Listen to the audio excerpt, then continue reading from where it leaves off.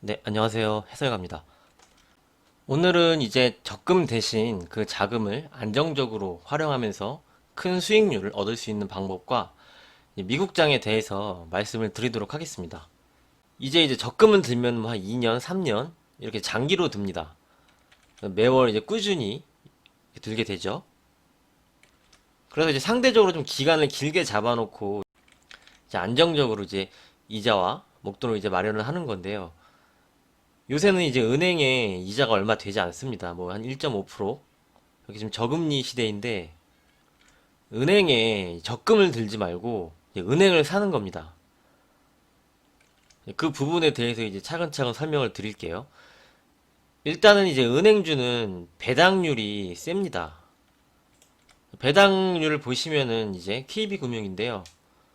작년에 이제 4.64%를 이제 배당을 지급을 했습니다. 이제 12월 28일에 주식을 사도 되고요. 12월 28일까지 주식을 보유를 하면은 이제 내년 3월에 이제 배당금을 지급을 해줍니다. 그게 이제 KB금융 4.6% 작년에 지급을 했고요. 이제 하나금융은 5.69% 지급을 했습니다.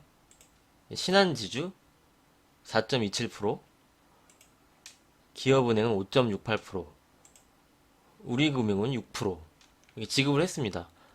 상대적으로 은행보다 이자가 세죠. 이렇게 이제 배당 수익률을 얻을 수 있고, 하나금융에 대해서 이제 예를 들어서 말씀을 드리면은 외국인 보유 비율이 되게 많습니다. 64.82%죠. 외국인이 이 전체 하나은행 지분의 64%를 갖고 있습니다. 이 자금은 이제 단기 자금이 아니죠. 배당 수익률을 받는 자금입니다. 예전에 이제 엔캐리 트레이드라고 있었어요. 이제 일본 저금리를 이용을 해서 일본에서 대출을 받아서 우리나라에 투자를 하죠. 우리나라 그때 뭐 은행 금리가 뭐 5%, 6% 이럴 때 그 일본 자금들이 와서 우리나라 이제 예금도 들고 이제 뭐 대부업도 하고 하면서 그런 자금이 들어왔습니다. 이제 외국인 보유 비중이 이제 그런 자금입니다. 그래서 그냥 나가는 자금이 아니고 계속 있는 거죠. 그래서 배당을 받으면서 수익을 꾸준히 챙기는 겁니다. 그런데 이거는 이제 아무 때나 하는 게 아니고요. 지금처럼 은행주가 되게 싸죠. 밑에 있을 때 하는 겁니다. 위에 있을 때는 시세 차익을 많이 얻을 수가 없습니다. 그래서 이제 밑에 내려와 있을 때 주가가 그때 이제 시작을 하는 겁니다. 이 방식은 단기로 보는 게 아니기 때문에 길게 가는 겁니다. 그러니까 길게 이제 안정적인 자금을 이제 굴리는 그런 방안이기 때문에 주식 투자를 매일 보고 이렇게 하면 안 됩니다. 그러면은 계속 보게 되죠. 그래서 이런 투자 방식은 계좌를 하나 더 만들어서 그 계좌는 보는 게 아닙니다. 이제 한 달에 한 번씩 보는 거죠. 매일매일 시세를 보면은 계속 눈으로 보게 되면은 뭐 팔고 싶고 뭐 사고 싶고 이런 충동감이 생기기 때문에 이건 보지 않고 그냥 가는 겁니다. 한 달에 한 번씩 꾸준히 매수를 하는 거죠. 주가가 이렇게 움직인다 하면은 한 달에 한 번씩 사는 겁니다. 사고 떨어지면은 또 두 번째 사고. 근데 이제 내 단가보다 또 세 달째 올라 있습니다. 그럼 안 사도 됩니다. 단가를 높일 필요는 없고요. 이제 떨어졌다. 사고. 그러면 이제 단가가 점점 내려가겠죠. 그러면서 이제 단가를 맞춥니다. 그러면서 이제 배당 받으면서 2, 3년이 가는 거죠. 적금 들 돈을 이제 은행을 사는 겁니다. 내가 만약에 하나금융에 이제 적금을 들려고 하면은 한 50만 원씩 듭니다. 그러면은 그 50만 원으로 하나금융을 사는 거죠. 올라가 있을 때는 내가 산 가격보다 이제 올라가 있을 때는 살 필요는 없고요. 떨어져 있을 때 그럼 계속 사서 이제 단가를 낮추는 것 다시 한 번 말씀을 드리고요. 지금 왜 이런 걸 말씀을 드리냐면 이제 코로나 전국으로 주가가 회복되지 못했죠. 은행주가. 이 코로나 전에 여기서부터 이제 떨어지고 그래서 이제 밴드를 보면은 한 요 정도 해서 요 안에서는 이제 매수를 해서 끌고 가는 거죠. 요 안에서는 이제 적금처럼 살 수 있습니다. 이 밴드 안에서는 여기 위에 올라가서 뭐 KB금융은 한 48,000원 넘어가면은 그때는 이제 차익 실현을 해도 되죠. 하나금융 볼게요. 하나금융은 여기 이렇게 밴드를 설정하고 이 안에서 또 이제 적금처럼 모을 수가 있고, 한 37,000원 이상 올라오면은 생기는 겁니다. 한 25% 정도 되죠, 수익이. 신한지주. 신한지주 좀 많이 내려왔는데, 신한지주도 이렇게 밴드. 떨어질 때마다 매수를 하는 거죠. 올라오면은 매도. 이 방식은요, 이제 큰 은행에 좀 적용을 해서 하시길 바랍니다. 그래서 이제 기업은행, 우리금융 쪽은 조금 제외고요. KB금융, 하나금융, 신한지주 이렇게 크고 외국인 지분이 많은 회사. 신한지주 62% 있습니다. 하나금융 64% 아까 보여드렸죠. KB금융 외국인 비중이 65%. 근데 이제 기업은행이랑 우리금융은 좀 낮아요. 이제 우리금융 26%, 기업은행이 11%. 그래서 이제 큰 상위 은행 KB금융, 하나금융, 신한지주 이쪽으로 이제 보시면 될 거라 생각을 하고요. 이렇게 보시면 될 거예요. 적금으로 은행을 사는데 떨어질 때마다 사는 거죠. 한 달에 한 번씩. 올라가 있을 때는 굳이 사지 않아도 됩니다. 올라갔을 때 그냥 수익률을 즐기면 돼요. 그 수익률 그대로 보고 떨어졌을 때 단가를 조금씩 낮춘다. 그럼 단가가 어느 정도 형성이 돼서 코로나 전에 하락 자리를 은행주가 회복을 해주고 그 위로 이제 올라가면은 그때는 수익을 챙기는 거죠. 2, 3년 이렇게 보는 거죠.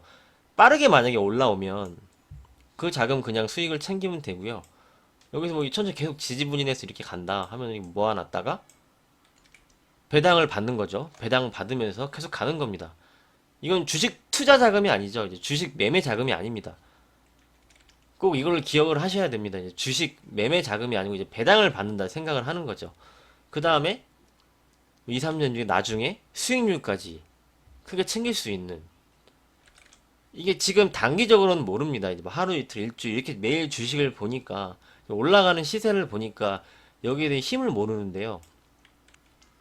이게 나중에 2, 3년 가 있으면 이 배당과 해서 안정적으로 한 20% 이상은 수익을 얻을 수가 있습니다. 은행이 이제 3년 넣어놓으면은 총 합치면 4% 정도밖에 안 되죠.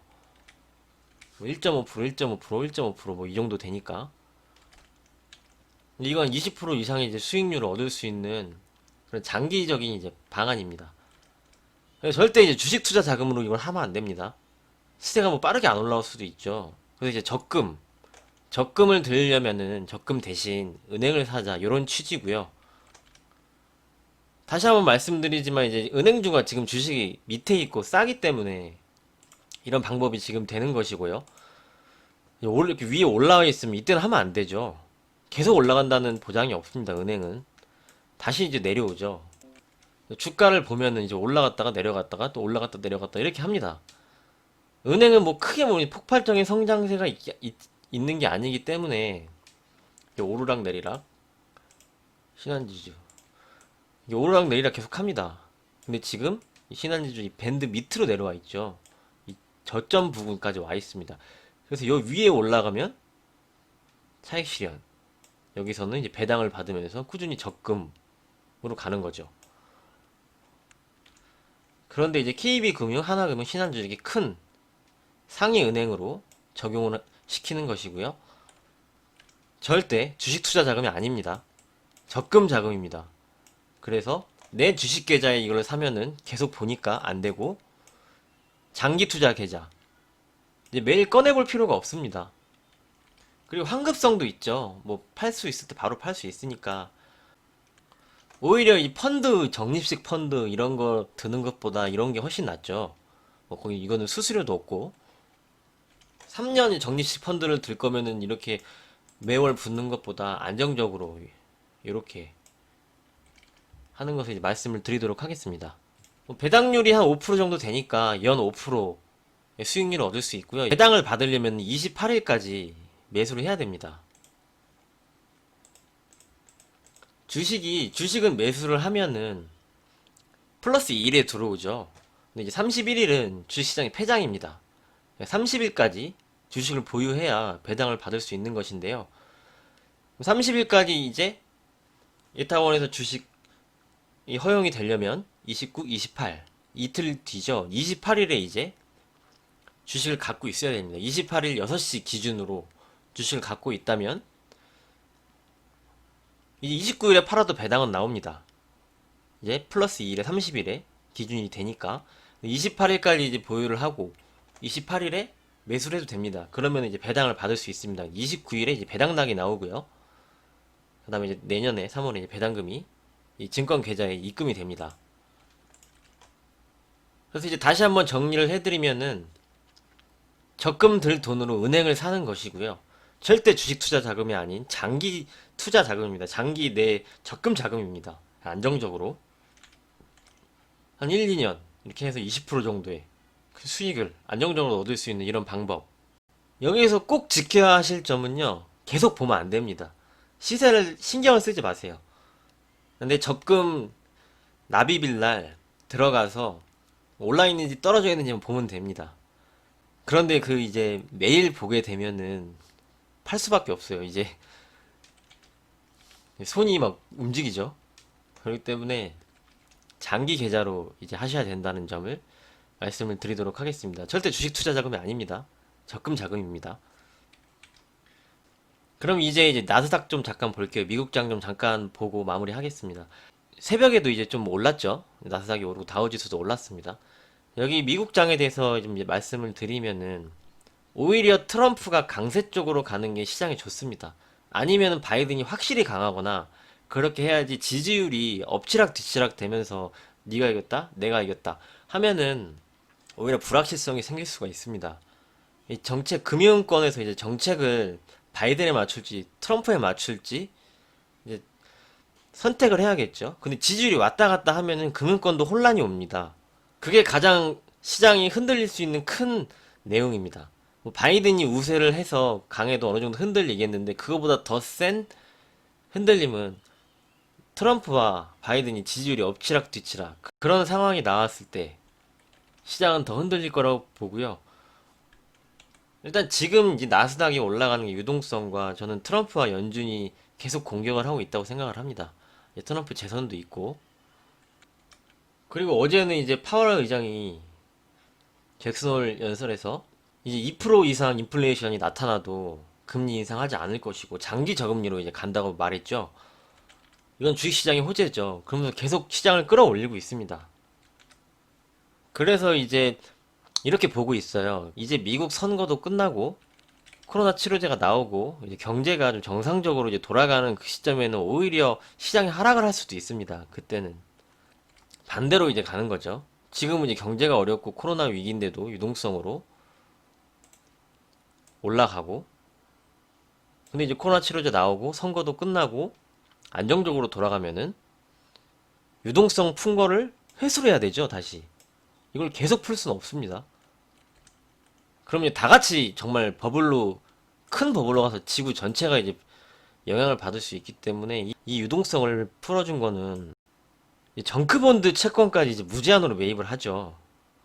이거 거의 이제 달러를 살포를 하는 수준으로 유동성을 이제 풀어줬기 때문에 이거를 회수를 언제 해야 되는지 하면은 그렇게 안정적으로 이제 돌아가면은 회수를 할 거라 생각을 합니다. 그럼 오히려 경제가 좋아도 유동성을 회수를 하고 하면서 시장은 다시 반대로 이제 거꾸로 내려갈 수도 있다고 보고 있기 때문에 이럴 때는 이제 또 여기에 대해서 맞춰서 준비를 해야겠죠.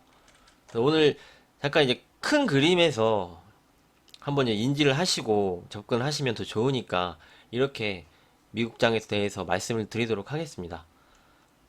주말이니까 이제 궁금하신 종목 있으시면 댓글 남겨주시면은 제가 계속 댓글을 남겨드리도록 하겠습니다. 주말에 이제 제가 외출이 뭐 늦으면은 시간이 있으니까 봐드리고 그런 시간을 좀 갖도록 할게요. 여러분의 구독과 좋아요가 큰 힘이 됩니다. 도움이 되셨다면 구독과 좋아요 부탁드립니다. 수고 많으셨습니다. 감사합니다.